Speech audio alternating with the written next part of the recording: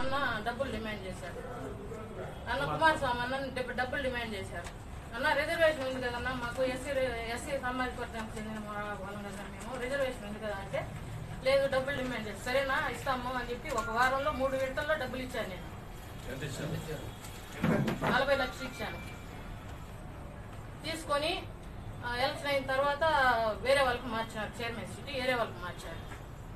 ఏదన్నా ఈ విధంగా చేశారు, మమ్మల్ని ఈ విధంగా ఇస్తా అని చెప్పి వేరే వాళ్ళకి చేశారంటే రెండోసారి ఇస్తాను, 2 ఇయర్స్ తర్వాత ఇస్తా అని చెప్పారు.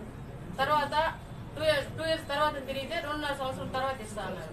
మళ్ళీ 2.5 సంవత్సరం మళ్ళీ తిరిగాను, మళ్ళీ 2.5 సంవత్సరం తిరిగితే ఇంక లేదు ఎలక్షన్ తర్వాత ఇస్తామన్నారు. అన్న ఇంకా చెప్పిన డిమాండ్లన్నీ అయిపోయినాయి అన్న, టైం అంతా అయిపోయింది, వద్దున నాకు ఎలక్షన్ తర్వాత అయితే నాకు అవసరం లేదు, మా అమౌంట్ మాకు ఇప్పించేయండి అని, దయచేసి ఇప్పించేయండి అని అడిగాను అన్న. నేను అడిగితే ఈరోజు రేపు ఈరోజు అయిపోతుంది, ఈరోజు 2 నెలలు టైం అడిగాడు.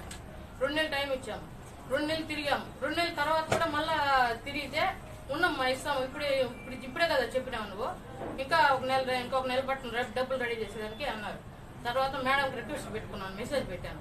మెసేజ్ పెడితే మేడం నాకు చైర్మన్ ఇవ్వకపోతారు, నా అమౌంట్ అన్నా నాకు ఇప్పించేయండి, ఇంకా వద్దు మేడం ఊర్లో అంతా విలువపోతుంది మాకు అని చెప్పాను. చెప్తే మేడం గారు చూసి గమనైపోయారు.